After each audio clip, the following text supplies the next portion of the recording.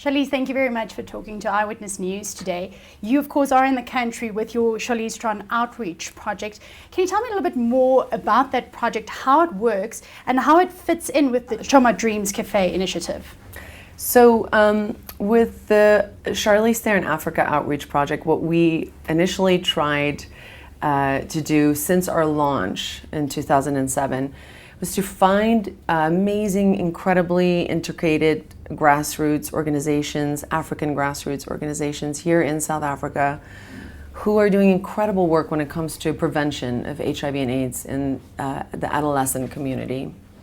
And so really what we're trying to do is to find out through them, listening to what they have to tell us, because they are living it every single day, what they think the drivers are of becoming HIV positive. And what we try to do with CTAOP is to eliminate those drivers as much as we possibly can, to have them be HIV negative for the rest of their lives.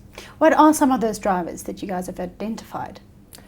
Well, sexism and racism is two of the biggest ones, and then of course stigma. Stigma is very much alive and well, and the idea of becoming HIV positive carries such an element of being ostracized within your family and your community that nobody wants that.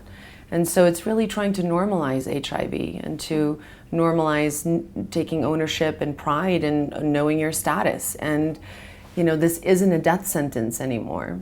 And you can live a full life on ARVs.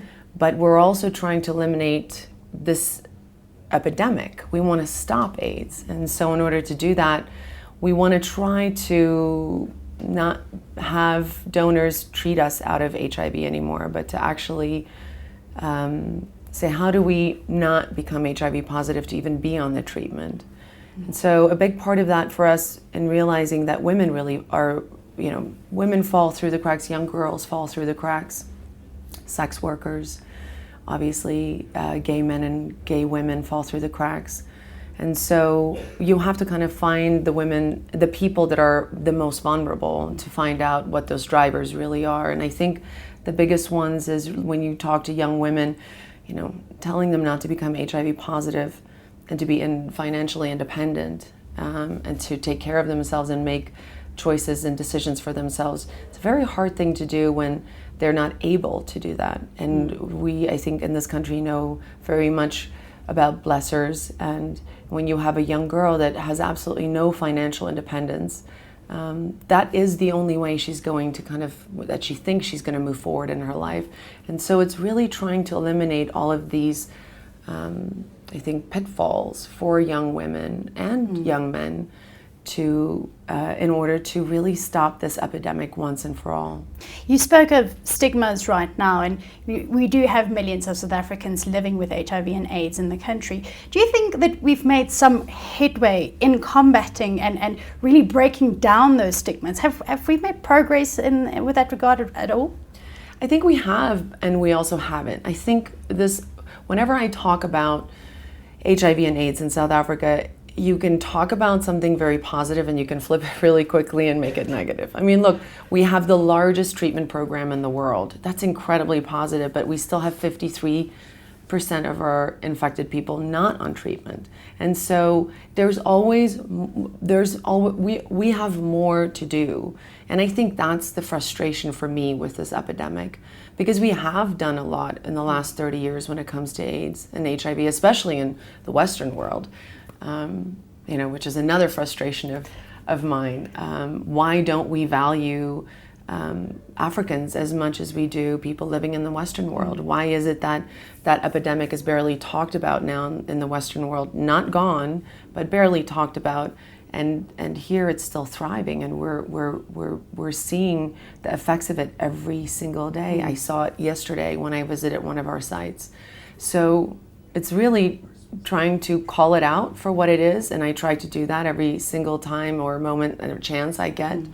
I want to be honest in what I think are the reasons why people are still becoming HIV positive, and I do think that some of the bigger factors are still sexism and racism, and stigma has to go. It has to go.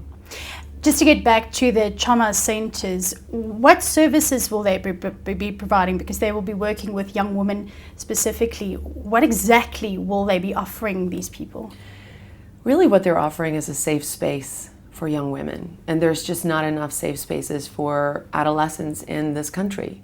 And especially when it comes to HIV and AIDS, and also just questions about becoming a young person. And so I think what we try to do with all of our organizations is to try and create safe spaces where there's no judgment, and you have teenagers who can really ask real questions and serious questions that they might not be able to ask at home or to their teachers. And we're seeing such an incredible response from young people, so desperate to have healthcare providers create spaces for that, like that for them.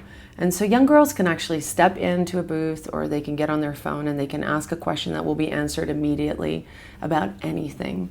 And I think, isn't that what we all want or wanted when we were 13 or 14 or 15? I think more so now when you have an epidemic so alive that's 100% preventable. So why not create more of those spaces where you have young girls that can realize that they can prevent becoming HIV positive? You also mentioned that we're in a space with AIDS where it's kind of not spoken about in as much as it used to have been in certain parts of the world. But how key is education in all of this, in addressing this epidemic? It's a huge part. When you look at wanting to end AIDS, you can't compartmentalize AIDS and put it in a box. You can't say, I'm going to stop one thing. You have to treat it holistically. You have to look at the whole problem. You have to understand the environment that they're living in, and why is it that people there are higher infections in certain areas than other areas? Why is it that a young girl is 8 times more likely to become HIV positive than a young boy? You have to look at their economic structure, social condition that they're living in, the inequality that they're living in when they're a young girl. You have to look at all of those things in order to stop it. And so education is, I think, for me, becoming even more important now. Whenever I go and visit all of our grantees, what I see are a lot of young girls who have the passion and the skill set to be incredible leaders in this country. And we keep saying we need new leadership. And we say it everywhere. We're saying it in America right now. But boy, are we due some new leadership. I think it would be like a breath of fresh air. And that's the thing I walk away with every single time that I visit these rooms. I see these women who walk up and they take a mic and they have a sense of control of the room, and they've experienced things in their lives that they can articulate and talk about. And there's an intelligence there that you want to nurture. And so that is one of the things that CTAOP definitely want to nurture moving forward. We are definitely looking at how do we invest in young girls educationally so that it is a bigger part. We want the ripple effect. We want them to continue this. I'm so happy that you brought up the new, fresh young leaders, because we're also celebrating Women's Month this month in South Africa, and you've been extremely successful in your career, but yet women face challenges in climbing the career ladder. What are some of those obstacles that you may have faced, and how do women, being able to get to the top of the ladder, how do they tackle those? We were with one of our grantees yesterday, and I said, somebody asked, they wanted to kind of like, tell me your story so I can follow that story. And our stories are always different, and our circumstances are always different. And I think you have to acknowledge that in order to kind of get to where you need to get in your success in your life. I think women, we have to start acknowledging that it is just different for women. We have been silent for so long and been so scared to speak up. And I think now is the time for women of all circumstances and places and conditions and countries and areas to say our stories might be different, but there's a common thread through all of it that just has to do with the fact that women are so easily treated as second-class citizens. I have all the success in my life, and I'm so grateful for all the success in my life. But it would be a lie if I didn't tell you that as I have moved up over the last 20 years in my career, I have been more than aware that men have it so much easier. And that's just the fact. It's not me trying to be mean, and I love men. I love those men. But until we actually start speaking about it in an honest sense, and look, I'm in a place now where if I don't work, I'll be okay. I want to speak up for the people in my community, in the film industry, who don't have that luxury. They can't say, I'm not going to go and do a job today, because they have to feed their family. Women have to we have to be given a seat at the table, and it's time that we get invited. And if we are not going to wait for the invitation or get the invitation, let's just knock on the door. That's very well said. For young girls, because you are South Africa's golden girl, and there might be a little girl in Benoni, and she's looking up at you, and she might see her mother or her aunt really struggling with her career because, like you said, sometimes men just have a little bit easier. What do you tell them right now, those young girls, those little girls looking at you, seeing that you're making a change in the world as well, maybe having these massive dreams as well? What would your advice be to them? Well, the first thing I always say is that we're actually ahead of the curve. Like, we actually have an advantage because South Africans are really freaking resilient. And that's just the truth. Yes! I have traveled the world. I have met everybody and all of them out there. And we as a people just have a natural resilience. It may be because of what we have endured and the political turmoil that we've lived in, and the fact that we've had to care and we've had to kind of take knocks and get back up, and our skin is thick, and that is just part of, I think, our makeup. So take advantage of that. And I think if you have those qualities and you can take the hit, stand back up. Don't stop.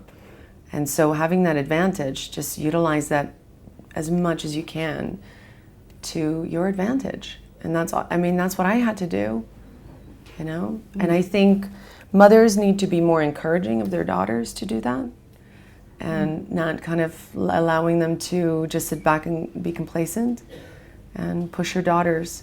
Tell them they deserve more, and tell them they're more valuable than they even think they're valuable. I had a mother that did that for me. I'm so lucky that I had that. I know not everybody has that. So we need to, as women, support each other. Great. Charlize, thank you very much for chatting with us, and I hope you have safe travels back to the US. Thank you so much.